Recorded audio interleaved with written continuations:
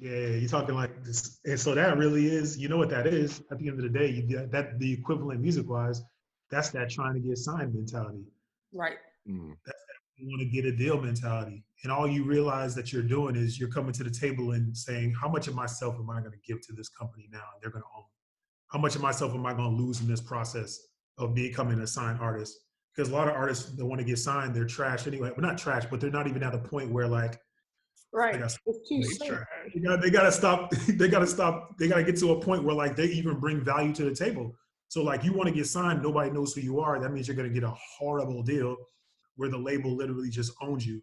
And it's really hard to get to a place where you don't get a deal, like no matter how good you are, where the label's not gonna try at some point to figure out they want to sign you because they're like, yo, this is something that I want to have and that I want to own. That's why they would want to sign you. Same thing as getting like a 9-to-5. Like you want to get a 9-to-5, like doesn't matter how ill you are at your job. Right. The company who's gonna benefit. It's not gonna, you can get a bonus, it doesn't matter. You're not gonna, it's even like the NBA. If you look at how NBA equity works, we all watching The Last Dance right now, right? We all see how they pimping Scottie Pippen, right? So Scottie and at the end of the day, Jordan too. It doesn't matter because if Jordan's getting paid $20 million, right, to play for that franchise. Before he was there, the franchise was awful. Nobody's in the seats. They signed Jordan, they pay him $20 million. How much does he actually make the Chicago Bulls, though? Right. Actually makes the Chicago Bulls hundreds of millions of dollars. Right. And they give him a small percentage of it.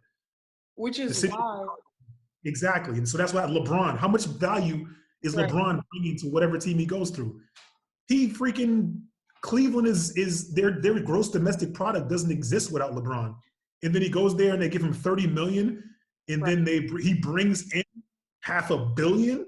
Like, bro, you gotta figure out how you can get to the point where like, yo, you realize if you really think you're dope, if you really do, you go out on your own 2 feet and you say, I'm gonna get 100% of everything I deserve off the strength of me.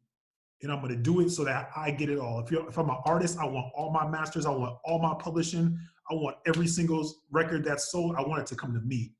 I want to get that because I believe it. If you're like, yo, I just want to get signed, it's probably because you're scared to do the other work, or you have a delusion when you think that when you get signed, it's going to skyrocket and you're going to be somebody. No, you got to pay back all the money you make your first album or two, probably. Like, you got to pay back that loan.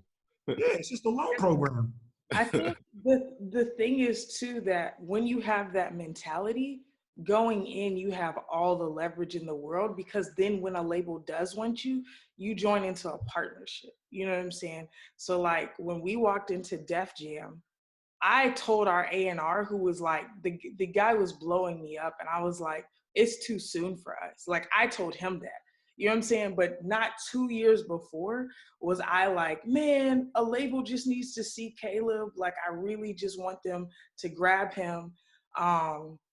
So by the time we actually really started building and I started seeing where we could go, I could see like his actual stock and be like, oh no, this is going to be way bigger.